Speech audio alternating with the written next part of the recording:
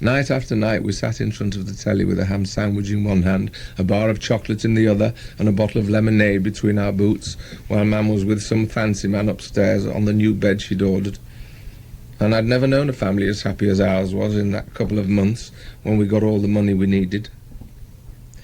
And when the dough ran out, I didn't think about anything much, just roamed the streets looking for another job, I told Mam, hoping, I suppose, to get my hands on another 500 nicker, so as the nice life we'd got used to could go on and on forever. Because it's surprising how quick you can get used to a different life. To begin with, the adverts on the telly had shown us how much more there was in the world to buy than we'd ever dreamed of when we looked into shop windows but hadn't seen all there was to see because we didn't have the money to buy it with anyway. And the telly made all these things seem 20 times better than we'd ever thought they were. Even adverts at the cinema were cool and tame, because now we were seeing them in private at home. We used to cock our noses up at things in shops that didn't move, but suddenly we saw their real value because they jumped and glittered round the screen and had some pasty-faced tart going head over heels to get her nail-polish grabbers onto them or her lipstick lips over them, not like the crummy adverts you saw on posters or in newspapers as dead as doornails. These were flickering around, loose, half-open packets and tins, making you think that all you had to do was finish opening them before they were yours, like seeing an unlocked safe through a shop window, with the man gone away for a cup of tea without thinking to guard his lolly. The films they showed were good as well in that way, because we couldn't get our eyes unglued from the cops chasing the robbers who had satchel bags crammed with cash and looked like getting away to spend it until the last moment. I always hoped they would end up free to blow the lot, and could never stop wanting to put my hand out, smash into the screen, and get the copper in a half Nelson so as he'd stop following the bloke with the money bags. Even when he'd knocked off a couple of bank clerks, I hoped he wouldn't get nabbed. In fact, then I wished more than ever he wouldn't, because it meant the hot chair if he did. And I wouldn't wish that on anybody, no matter what they'd done, because I'd read in a book where the hot chair weren't a quick death at all, but that you just sat there, scorching to death until you were dead. And it was when these cops were chasing the crooks that we played some good tricks with the telly, because when one of them opened his big gob to spout about getting their man, I'd turn the sound down and see his mouth move like a goldfish or a mackerel or a minnow, mimicking what they were supposed to be acting. It was so funny, the whole family nearly went into fits on the brand new carpet that hadn't yet found its way to the bedroom. It was the best of all, though, when we did it to some Tory telling us about how good his government was going to be if we kept on voting for them. Their slack chops rolling, opening and bumbling, hands lifting to twitch moustaches and touching the buttonholes to make sure the flour hadn't wilted, so that you could see they didn't mean a word they said. Especially with not a murmur coming out because we'd cut the sound off. When the governor of the Borstal first talked to me, I was reminded of those times so much that I nearly killed myself trying not to laugh. Yes, we played so many good stunts on that box of tricks that Mum used to call us the telly boys. We got so clever at it. My pal Mike got let off with probation because it was his first job, anyway the first they ever knew about, and because they said he would never have done it if it hadn't been for me talking him into it. They said I was a menace to honest lads like Mike, and that I was the brains behind the job, the guiding light when it came to making up anybody's mind. But I swear to God I weren't out like that, because really I ain't got no more brain than a gnat after hiding the money in the place I did. And I, being cranky like I am, got sent to Borstal, because to tell you the honest truth, I'd been to remand homes before. Though that's another story, and I suppose if I ever tell it, it'll be just as boring as this one is. I was glad, though, that Mike got away with it, and I only hope he always will, not like silly bastard me. So on this foggy night, we tore ourselves away from the telly and slammed the front door behind us, setting off up our wide streets like slow tugs on a river that had broken their hooters, for we didn't know where the house fronts began, what with the perishing cold mist all around. I was snatched to death without an overcoat. Mam had forgotten to buy me one in the scrummage of shopping, and by the time I thought to remind her of it, the dough was all gone. So we whistled the Teddy Boys' Picnic to keep us warm, and I told myself that I'd get a coat soon if it was the last thing I did. Mike said he thought the same about himself, adding that he'd also get some brand new glasses with gold rims to wear instead of the wire frames they'd given him at the school clinic years ago. He didn't twig it was foggy at first and cleaned his glasses every time I pulled him back from a lamppost or car, but when he saw the lights on Alfreton Road looking like octopus eyes, he put them in his pocket and didn't wear them again until we did the job. We hadn't got two halfpennies between us, and though we weren't hungry, we wished we'd got a bob or two when we passed the fish and chip shops, because the delicious sniffs of salt and vinegar and frying fat made our mouths water. I don't mind telling you, we walked the town from one end to the other, and if our eyes weren't glued to the ground looking for lost wallets and watches, they were swivelling around house windows and shop doors in case we saw something easy and worth nipping into. Neither of us said as much as this to the other, but I know for a fact that that was what we was thinking. What I don't know, and as sure as I sit here I know I'll never know, is which of us was the first bastard to latch his peepers onto that baker's backyard. Oh yes, it's all right me telling myself it was me, but the truth is I'll never know whether it was Mike or not, because I do know that I didn't see the open window until he stabbed me in the ribs and pointed it out. "See it?" he said. "Yes," I told him, "so let's get cracking." "But what about the wall, though?" he whispered, looking a bit closer. "On your shoulders," I chipped in. His eyes were already up there. "Will you be able to reach?" It was the only time he ever showed any life. "Leave it to me," I said, ever ready. "I can reach anywhere from your hammock shoulders." Mike was a nipper compared to me, but underneath the scruffy draftboard jersey he wore were muscles as hard as iron, and you wouldn't think it to see him walking down the street with glasses on and hands in his pockets that he'd harm a fly. But I never like to get on the wrong side of him in a fight, because he's the sort that don't say a word for weeks on end, sits plugged in front of the telly, or reads a cowboy book, or just sleeps. Then suddenly, biff, half kills somebody for almost nothing at all, such as beating him in a race for the last football post on a Saturday night, pushing in front of him at the bus stop, or bumping into him when he was daydreaming about Dolly on the tub next door. I saw him set on a bloke once for no more than fixing him in a funny way with his eyes, and it turned out that the bloke was cock-eyed, but nobody knew it because he'd just that day come to live in our street. At other times none of these things would matter a bit, and I suppose the only reason why I was pals with him was because I didn't say much from one month's end to the other either. He puts his hands up in the air like he was being covered with a Gatling gun, and moves to the wall like he was going to be mowed down, and I climbed up him like he was a styler stepladder, and not a sound of a breath nor the shiver of a flinch coming from him. I lost no time in any case, took my coat from between my teeth, chucked it up to the glass-topped wall, where the glass wasn't too sharp because the jags had been worn down by years of accidental stones, and was sitting astraddle before I knew where I was. Then down the other side, with my legs rammed up into my throat when I hit the ground, the crack coming about as hard as when you fall after a high parachute drop, that one of my mates told me was like jumping off a 12-foot wall, which this must have been. Then I picked up my bits and pieces and opened the gate for Mike, who was still grinning and full of life because the hardest part of the job was already done.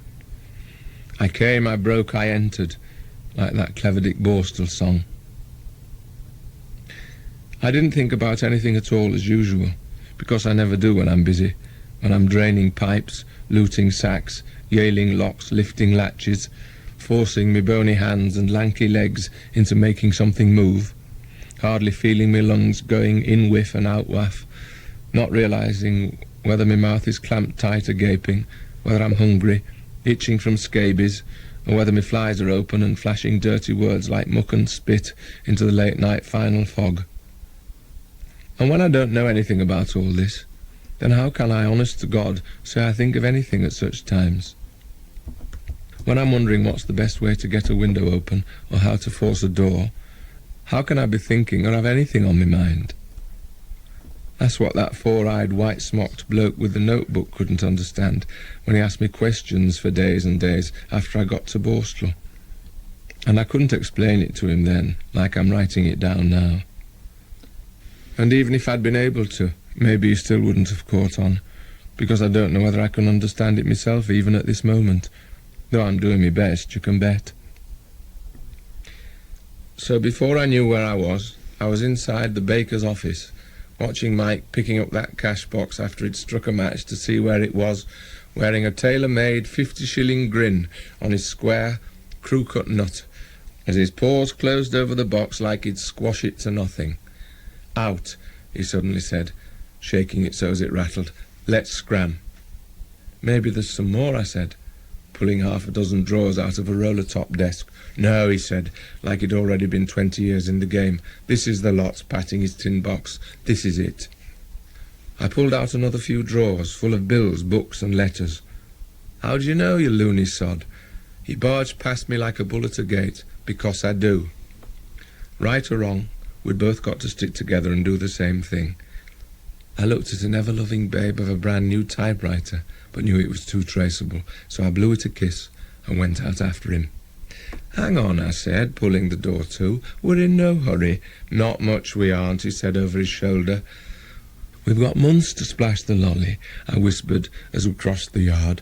"Only don't let that gate creak too much, or you'll have the narcs tuning in."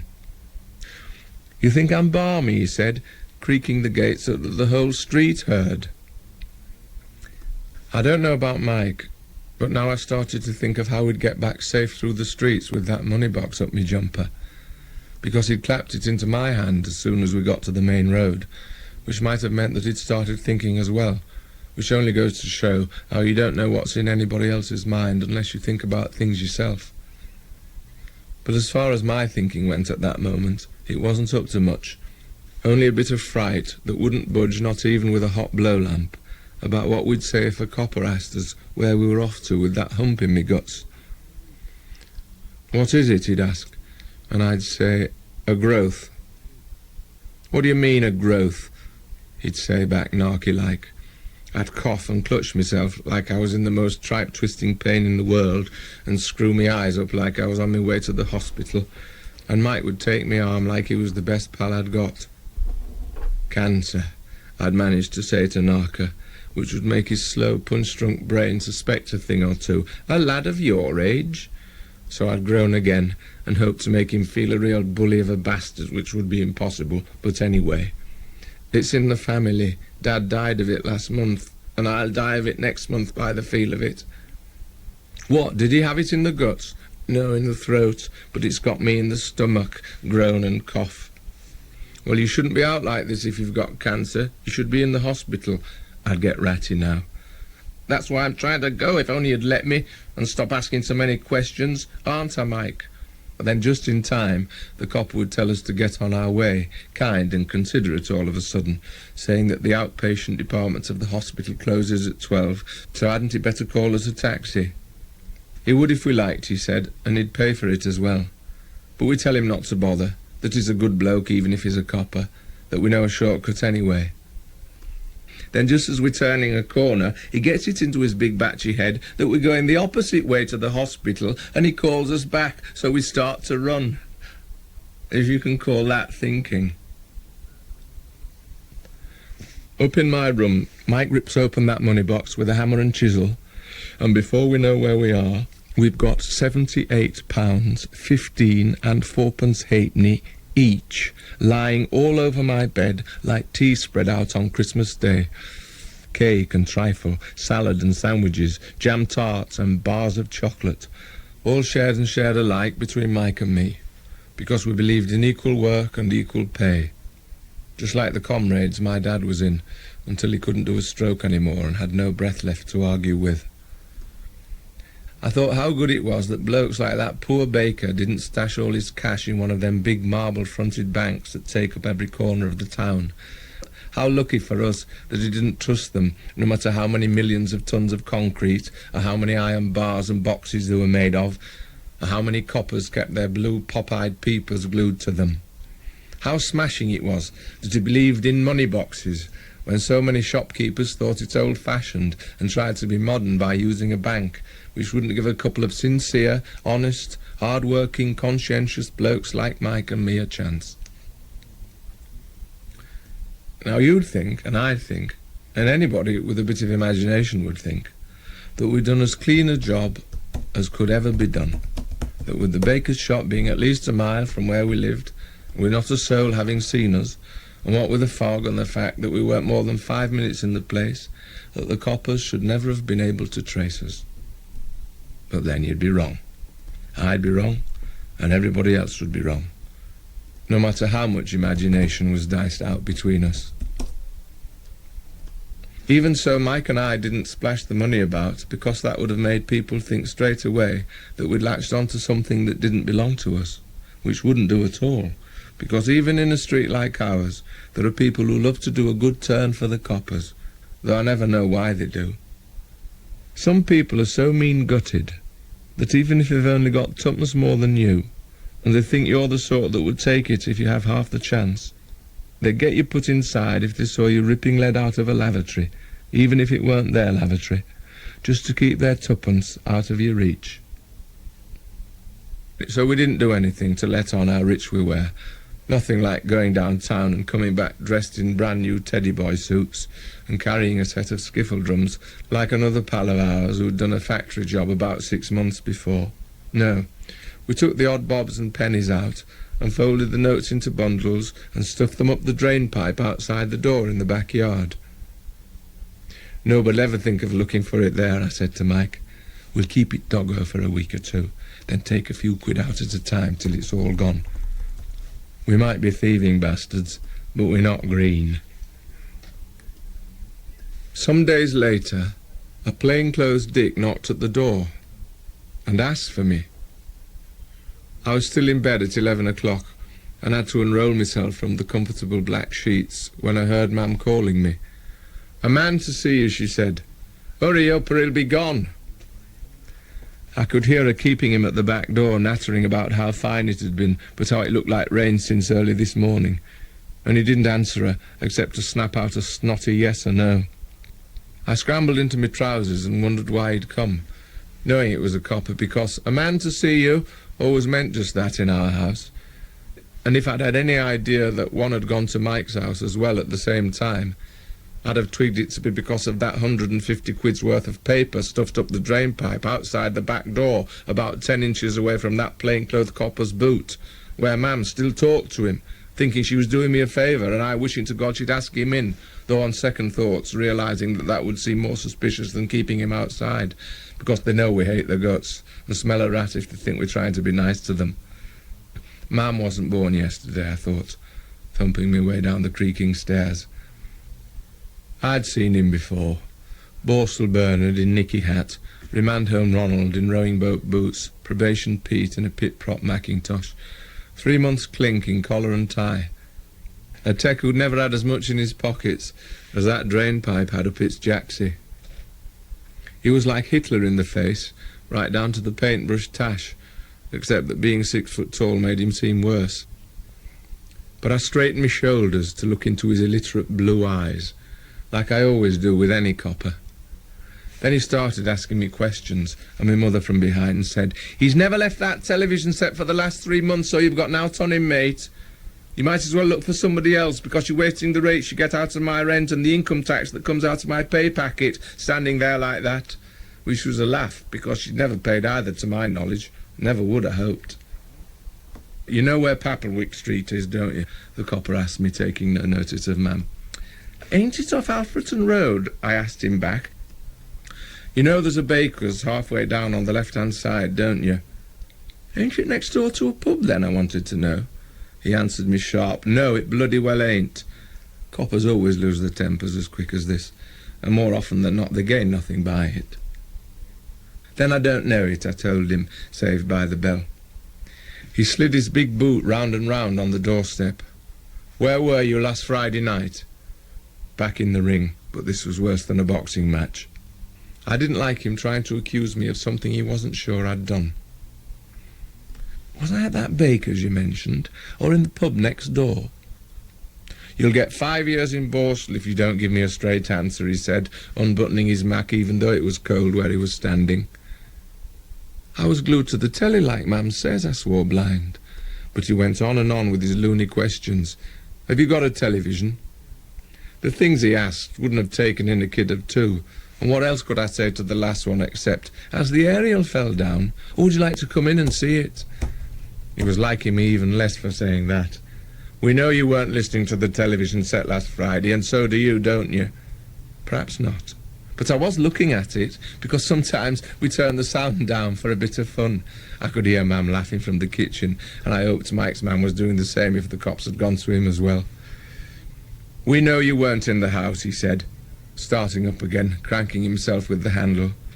"They always say we, never I, as if they feel braver and righter, knowing there's a lot of them against only one." "I've got witnesses," I said to him. "Man for 1, her fancy man for 2, isn't that enough? I can get you a dozen more, 13 altogether if it was a baker's that got robbed." "I don't want no lies," he said, not catching on about the baker's dozen. "Where do they scrape cops up from anyway?" "All I want is to get from you where you put that money."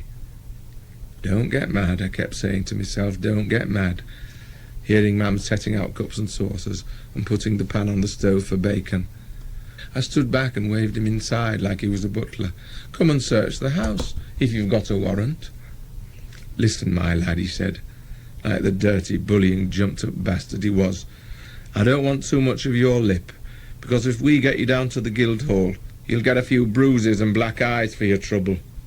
And I knew he wasn't kidding either, because I'd heard about all them sort of tricks. I hoped one day, though, that him and all his pals would be the ones to get the black eyes and kicks. You never knew. It might come sooner than anybody thinks, like in Hungary. "Tell me where the money is, and I'll let you off with probation." "What money?" I asked him, because I'd heard that one before as well. "You know what money." "Do I look as if I know aught about money?" I said, pushing me fist through a hole in my shirt. "The money that was pinched, that you know all about," he said. "You can't trick me, so it's no use trying." "Was it 3 and 8pence halfpenny?" I asked. "You thieving young bastard. We'll teach you to steal money that doesn't belong to you." I turned my head around. "Ma'am," I called out, "get me lawyer on the blower, will you?" "Clever, aren't you?" he said, in a very unfriendly way. "Look," I pleaded, as if I was about to sob me socks off because he'd got me wrong. "It's all very well us talking like this. It's like a game almost. But I wish you'd tell me what it's all about, because, honest to God, I've just got out of bed and here you are at the door talking about me having pinched a lot of money that I don't know anything about." He swung around now as if he'd trapped me, though I couldn't see why he might think so. "Who said anything about money?" "I didn't. What made you bring money into this little talk we're having?" "It's you," I answered, thinking he was going balmy and about to start foaming at the chops. "You've got money on the brain, like all policemen. Bakers' shops as well." He screwed his face up. "I want an answer from you. Where's that money?" But I was getting fed up with all this. "I'll do a deal." And judging by his flashbulb face, he thought he was suddenly onto a good thing. "What sort of a deal?" So I told him, "I'll give you all the money I've got, 1 and 4pence halfpenny, if you stop this 3rd degree and let me go in and get my breakfast. Honest, I'm clammed to death. I haven't had a bite since yesterday. Can't you hear me guts rolling?" His jaw dropped, but on he went, pumping me for another half-hour.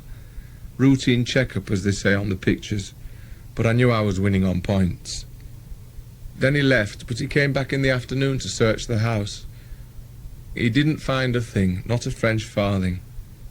He asked me questions again, and I didn't tell him anything except lies. Lies, lies. Because I can go on doing that forever without batting an eyelid. He'd got nothing on me, and we both of us knew it. Otherwise I'd have been down to the Guildhall in no time. But he kept on keeping on, because I'd been in a remand home for a high wall job before. And Mike was put through the same mill, because all the local cops knew he was my best pal. When it got dark, me and Mike were in our parlour, with the low light on and the telly off. Mike taking it easy in the rocking chair, and me slouched on the settee, both of us puffing on a packet of woods. With the door bolted and curtains drawn, we talked about the dough we'd crammed up the drain pipe. Mike thought we should take it out and both of us do a bunk to Skegness or Cleethorpes for a good time in the arcades, living like lords in a boarding house near the pier. Then at least we'd both have had a big beano before getting sent down. "Listen, you daft bleeder," I said. We aren't going to get caught at all, and we'll have a good time later. We were so clever we didn't even go out to the pictures, though we wanted to. In the morning, old Hitlerface questioned me again, with one of his pals this time, and the next day they came, trying as hard as they could to get something out of me, but I didn't budge an inch. I know I'm showing off when I say this, but in me he'd met his match, and I'd never give in to questions, no matter how long it was kept up. They searched the house a couple of times as well, which made me think they thought they really had something to go by, but I know now that they hadn't, and that it was all Bookshee speculation. They turned the house upside down and inside out like an old sock, went from top to bottom and front to back, but naturally they didn't find a thing.